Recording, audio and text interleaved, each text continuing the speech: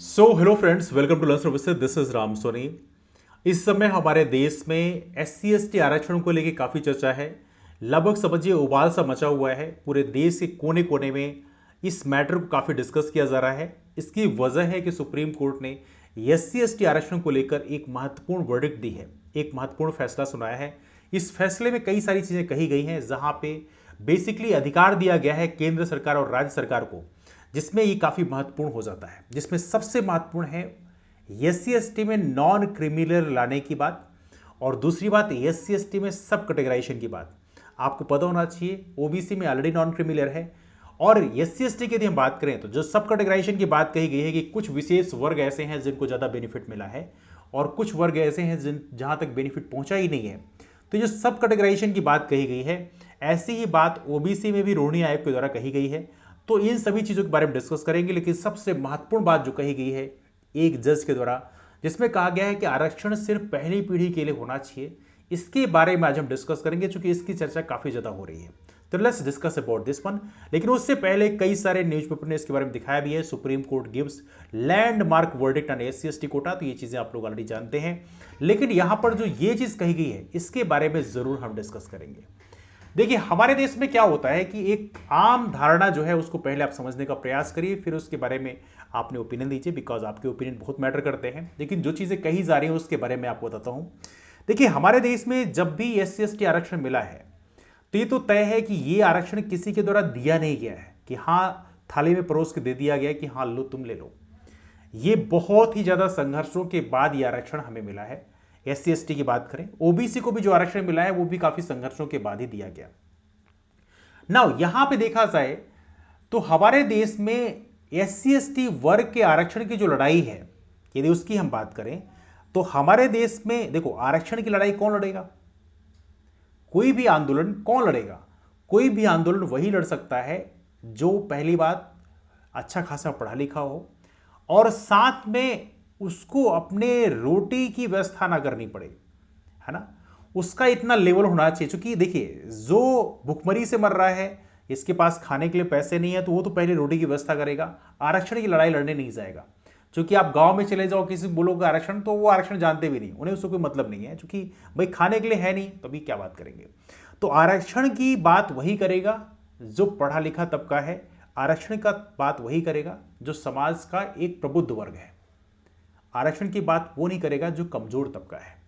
तो पहली बात तो यहां पर ही है। यदि आप हिस्टोरिकल तरीके से भी आप देखेंगे कि हमारे देश में जो आंदोलन हुए हैं एक विशेष वर्ग के वर्चस्व के खिलाफ में, इसलिए हम बात करें हमारे यहाँ जैन धर्म हो या बौद्ध धर्म हो, ये भी मैं धर्म नहीं बल्कि इसे आंदोलन के रूप में कहूंगा। बिकॉज देखा जाए तो हमारे देश में एक विशेष वर्ग का, यदि ब्राह्मण वर्ग की बात करें, उसका वर्चस्व काफी ज्यादा था, और उसके वर्चस्व के खिलाफ में खास तौर से जो हमारे देश का जो शासक वर्ग था और साथ में जो व्यापारी वर्ग है, उन दोनों ने बौद्ध धर्म और जैन धर्म में काफी समर्थन दिया है। अगर उस वर्ग ने समर्थन ना दिया होता तो बौद्ध धर्म और जैन धर्म ने जितनी ऊंचाई हासिल करी है वो ऊंचाई हासिल ही नहीं कर पाता। इवनली आपको पता होना चाहिए, बौद्ध धर्म का एक समय युग चलता था। अशोक की बात करें तो उस समय बहुत सारे चैत्य विहार इन सभी के निर्माण हुए। तो देखा जाए तो जब कोई ताकतवर वर्ग है वही जब सपोर्ट करता है तब जाके वो चीजें डेवलप होती हैं। लेकिन यदि उस ताकतवर वर्ग को हटा दिया जाए, इलीट तबके को हटा दिया जाए, तो जो कमजोर वर्ग है वो लड़ाई तो लड़ नहीं सकता, और इससे काफी आसान हो जाता है कि उस आरक्षण को बाद में खत्म कर दिया जाए और उसके बारे में कोई छू तक नहीं करेगा। जैसे यदि हम ओबीसी आरक्षण की बात करें तो ओबीसी में क्रिमिनल लागू होने के कारण कुछ वर्ग जो इलीट तबका है, जो आईएएस आईपीएस ऑफिसर है या बड़े बड़े अधिकारी हैं, बड़े बड़े डॉक्टर इंजीनियर हैं, उनसे यदि आप ओबीसी आरक्षण की बात करो तो सुनना भी नहीं चाहते। क्यों? बिकॉज उनके बच्चों को आरक्षण तो मिलने वाला नहीं है। जब उनके बच्चों को आरक्षण मिलेगा नहीं तो उसकी लड़ाई क्यों लड़ेंगे? तो यहां पर देखा जाए तो यह भी चर्चा हो रही है कि आने वाले कल में एससी एसटी आरक्षण को खत्म करने की एक शुरुआत है। यह डिस्कशन हो रहा है, इसलिए मैं ऐसी बात बता रहा हूं, क्योंकि यहां पे देखा जाए तो जो कमजोर तबका है वो लड़ नहीं पाएगा। तो आने वाले कल में ये काफी दयनीय स्थिति को ला सकता है, ऐसा लोग कह रहे हैं। That's why I am giving the opinion. Now second चीज यहां पर जो कही गई है, जो कि काफी इंपॉर्टेंट है। देखिए, हमारे देश में जो है, यदि जुडिशरी की बात करेंगे, जुडिशरी जो है उसमें हमारे देश में जो सुप्रीम कोर्ट और हाई कोर्ट में जजेस का जो अपॉइंटमेंट होता है, उसमें देखिए तो अभी कोलेजियम सिस्टम है। कोलेजियम सिस्टम में क्या होता है कि बेसिकली जज ही जज को अपॉइंट करते हैं, कोई रिटन एग्जाम नहीं होता, केवल और केवल उसका प्रोसेस क्या होता है अभी इसके बारे में कोई बहुत ज़्यादा जानता भी नहीं है। तो कॉलेजियम सिस्टम के द्वारा जजेस को जो एलिमिनेशन होता है हाई कोर्ट जज में, तो कई बार ऐसे जज भी हाई कोर्ट में जज बनते आए हैं जिनके पास कोई जुडिशरी का बैकग्राउंड नहीं था, मतलब दे हैड नॉट बीन जज, वो किसी डिस्ट्रिक्ट कोर्ट में जज नहीं थे, कोई सिविल जज नहीं थे। तो देखा जाए तो कई बार केवल एक एडवोकेट को प्रमोट कर दिया जाता है और वो हाई कोर्ट का जज बन जाता है। ये कॉलेजियम सिस्टम में देखा गया है। कॉलेजियम सिस्टम के बारे में कई बार लोगों ने ओपिनियन दिया है कि लोग अपने घर परिवार के लोगों को ही उसमें बिठा के रखते हैं, इसलिए चुनिंदा फैमिली जो है वही बार बार सुप्रीम कोर्ट और हाई कोर्ट में जज बन के आती रहती है, मतलब वहां पे रोटेशन चलता है।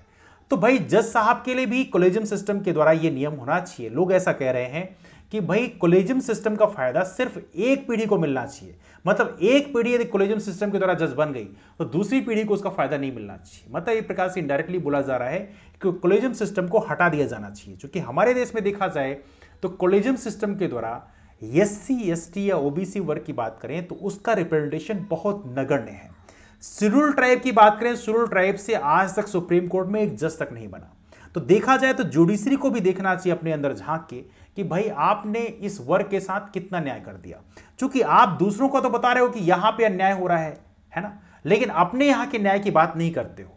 जैसे यदि हम बात करें हमारे देश में एससी एसटी ओबीसी के फैकल्टीज की बात करें आईएएम में कितने हैं, तो आप देखेंगे ये हालत हमारे देश में ओबीसी और एससी एसटी के फैकल्टीज की है।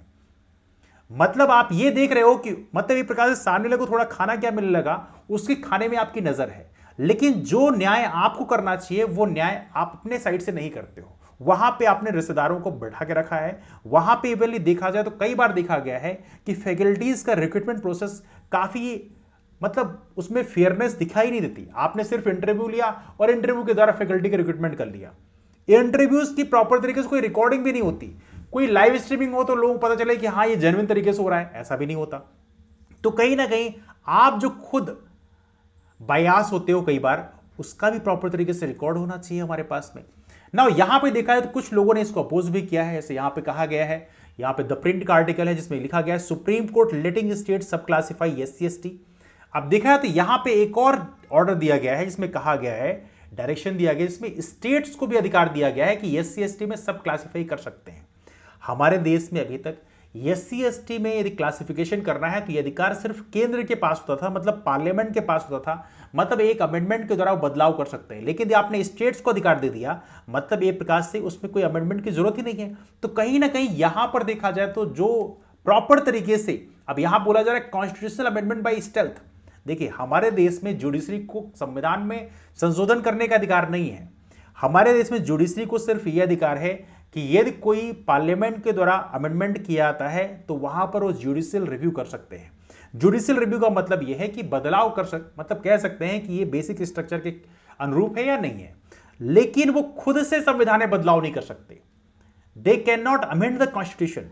तो यहां पर देखा जाए तो संविधान में अमेंड करने की बात कही गई है कि जो अधिकार अभी केंद्र के, जो अधिकार अभी पार्लियामेंट के पास में था वो अधिकार आपने स्टेट्स को दे दिया कि हां भैया तुम एससी एसटी की जो सब क्लासिफिकेशन है वो आप कर सकते हो। तो कहीं ना कहीं यहां भी एक क्वेश्चन मार्क क्रिएट करता है कि जुडिशियल रिव्यू का आपको अधिकार है, आपको कॉन्स्टिट्यूशन रिव्यू करने का अधिकार नहीं है। And second thing is that यहां पर यह भी काफी इंपॉर्टेंट है कि हमारे यहां जुडिशरी जो है यहां पर जो संविधान सभा का जो काम है वो तो जुडिशरी करने लग जाएगी। तो कहीं ना कहीं हमारे यहाँ जो सेपरेशन ऑफ पावर है जो आर्टिकल 50 के अंतर्गत हम कहते हैं उसके अंतर्गत हनन हो जाएगा।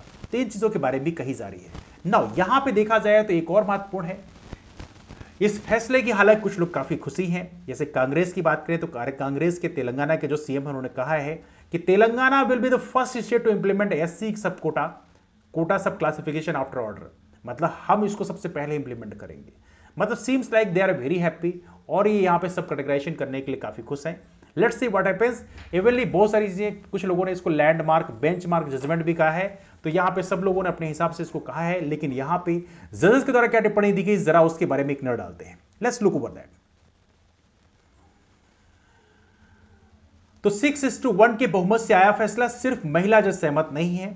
अब यहां पे कई चीजें कही गई हैं जहां पे सीजीआई है chief justice of India Chandrachud व जस्टिस मनोज मिश्रा ने क्या कहा है। इनका कहना है कि ऐतिहासिक तथ्यों से पता चलता है कि अनुसूचित जातियां समरूप वर्ग नहीं है, इनमें सभी वर्ग एक समान नहीं है। संविधान का आर्टिकल 14 जातियों के उपवर्गीकरण की अनुमति देता है। आर्टिकल 15 व 16 में ऐसा कुछ भी नहीं है जो किसी राज्य को आरक्षित कोटे में उपवर्गीकरण करने से रोकता है। उपवर्गीकरण के रूप में, आधार के रूप में राज्य सरकारों को पिछड़े समुदायों के आंकड़ों के माध्यम से यह दिखाना होगा कि जिस समुदाय के लिए वे कोटा बनाना चाहते हैं उसका पर्याप्त प्रतिनिधित्व नहीं है। राज्य सरकार अपनी मर्जी से राजनीतिक महत्वाकांक्षा के अनुरूप इस पर काम नहीं कर सकती। इसके निर्णय की न्यायिक समीक्षा संभव है। ऐसी व्यवस्था करने पर उसके लिए पर्याप्त आधार व रिसर्च डेटा का होना जरूरी है। मतलब राज्य सरकारों को अधिकार दे दिया गया। अब यहां पे आर्टिकल 14, 15, 16 की बात कही गई है, लेकिन उन आर्टिकल्स की बात नहीं कही गई है जिसमें शेड्यूल कास्ट और शेड्यूल ट्राइब को डिफाइन किया गया है। उसमें यदि कोई बदलाव करना है तो अधिकार सिर्फ पार्लियामेंट को दिया गया है। उसकी बात यहां पर जज साहब ने नहीं करी है। ना यहां पे एक चीज और भी कही है, जस्टिस BR गवई ने कहा है कि आरक्षण कुछ लोग ले रहे हैं तो हस्तक्षेप संभव है। जस्टिस गवई ने कहा है कि BR अम्बेडकर के एक भाषण का हवाला देते हुए कहा कि अधिक पिछड़े समुदायों को अधिक तरजीह देना और विकास के उचित अवसर प्रदान करना राज्य का कर्तव्य है। SC/ST वर्ग में कुछ ही लोग आरक्षण लेते हैं तो क्या सरकार हस्तक्षेप नहीं कर सकती? इसका जवाब हाँ में है, सरकार कर सकती है। चिन्नैया केस का फैसला गलत था। मतलब चिन्नैया साहब का जो फैसला उस समय आया था, 5 जजेस की बेंच ने दिया था, उसको इन्होंने गलत फैसला बता दिया। नाउ जस्टिस विक्रमनाथ ने भी कहा है क्रिमिनल SC/ST वर्ग में भी लागू हो। मतलब इनका कहना यह है कि SC/ST वर्ग में भी क्रिमिनल लागू होना चाहिए। हालांकि क्रिमिनल OBC जो क्रिमिनल लागू है उसमें भी काफ़ी सारी दिक्कतें हैं, हालांकि उसके बारे में हम डिस्कस करेंगे, लेकिन ये भी इन्होंने प्रोविजन दिया है। जस्टिस पंकज मित्तल काफ़ी चर्चा में रहे। इन्होंने कहा कि आरक्षण सिर्फ एक पीढ़ी तक ही मिलना चाहिए। तो वही इस समय चर्चा हो रहा है कोलेजियम सिस्टम का बेनिफिट भी एक परिवार को सिर्फ एक ही पीढ़ी मिलना चाहिए। तो यहां पे कहते हैं आरक्षण एक पीढ़ी तक सीमित होना चाहिए। यदि किसी अनुसूचित जाति अनुसूचित जनजाति की पहली पीढ़ी आरक्षण का लाभ लेकर उच्च स्थिति तक पहुंच गई है तो दूसरी पीढ़ी को आरक्षण का हकदार नहीं माना जाना चाहिए। सरकार को यह भी देखना चाहिए कि आरक्षण के बाद दूसरी पीढ़ी सामान्य श्रेणी के साथ कंधे से कंधा मिलाकर खड़ी हुई है या नहीं। हमारे यहां प्रेजेंट टाइम में हम कई सारे रिजल्ट के हवाला दें तो वहां पर देखा जाए तो इंटरव्यूज में काफी सारी विषमताएं देखने के लिए मिली है। मध्य प्रदेश में भी देखा जाए तो मध्य प्रदेश में MPPSC का रिजल्ट आया है। आप लोग पीडियाट्रिक सर्जन का रिजल्ट देखिएगा, वहां पर किस तरह से इंटरव्यूज के मार्क्स अवार्ड किए गए थे अनरिजर्व कैटेगरी और SC/ST OBC को, आप देख के हैरान रह जाएंगे। तो यहां पर देखा जाए तो कई सारी विषमताएं हमें देखने को मिली है जो आमतौर पर इंटरव्यूज में भी SC/ST OBC के साथ पक्षपात देखने के लिए मिलता है बड़े स्केल पे। इवनली इसीलिए मैंने कहा है कि इंटरव्यूज की प्रॉपर तरीके से लाइव स्ट्रीमिंग होनी चाहिए। जैसे हाई कोर्ट और सुप्रीम कोर्ट की जो जुडिशियल प्रोसीडिंग होती है उसकी लाइव स्ट्रीमिंग होनी चाहिए, वैसे ही हमारे यहाँ जितने भी इंटरव्यूज होते हैं उसकी लाइव स्ट्रीमिंग जरूर होना चाहिए। पता चले कि हमारे बैकवर्ड क्लास के बच्चे ऐसा क्या नहीं बोल पाते जिसके कारण उनको काफी कम नंबर मिलते हैं। तो यहां पे सभी लोगों ने दिया। यहां पे जस्टिस बिलाम त्रिवेदी ने जरूर कहा कि सूची छेड़छाड़ नहीं कर सकते राज्य। इनका मानना यह है कि जो आर्टिकल 341 के अंतर्गत अनुसूचित SC/ST की सूची में राज्य सरकार द्वारा बदलाव नहीं किया सकता, ऐसा यहां पे जस्टिस बिलाम त्रिवेदी का कहना है। तो यहां पे अलग अलग जजेस की अलग अलग राय है। बाकी आप लोगों की क्या राय है आप लोग कमेंट में बता सकते हैं। तो फिलहाल डिस्कशन को भी वाइंड अप करते हैं, लेकिन फिलहाल मैं यही कहना चाहता हूं कि यहां पर जो भी हो, यहां पर एक ऐसा डिसीजन लिया जाए जहां पे जो भी पार्टीज हैं वो प्रॉपर तरीके से सहमत हों। इस तरह से यूनिलैटरल डिसीजन नहीं ले जाने चाहिए कि पूरे देश में एक बवाल मच जाए। हमारे यहाँ SC/ST समुदाय को आज भी छुआछूत जैसी समस्याओं को झेलना पड़ता है, इसमें कोई शक की बात नहीं है। हमारे देश में 90% पॉपुलेशन जो है वहाँ पे यदि आप देखोगे तो छुआछूत की समस्याएं आज भी देखने को मिलता है। एवनली कोई अधिकारी बन भी जाए, अधिकारी बनने के बावजूद भी उसकी कई बार लोग जातियां पूछ लेते हैं तो वहाँ पर छुआछूत देखने के लिए मिलता है। हमारे यहाँ जातियों में डिवीजन है। एवनली कई बार देखने के लिए मिलता है कि ब्राह्मण वर्ग का यदि कोई 10 साल का बच्चा भी हो उसको भी हमारे यहाँ 80 साल के बुजुर्ग उसको पंडित जी पहला को बोल देते हैं। तो कहीं ना कहीं हमारे यहाँ जो है एक वर्ग विशेष का जो वर्चस्व है वो आज भी देखने को मिलता है। तो कहीं ना कहीं इसके खिलाफ में हमें आंदोलन करना पड़ेगा, इन चीज़ों को भी हमें तरजीह देनी पड़ेगी। बाकी आप लोगों की राय क्या है आप लोग कमेंट करके जरूर बताएं। मुलाकात करते हैं फिर, तब तक के लिए bye bye and take care.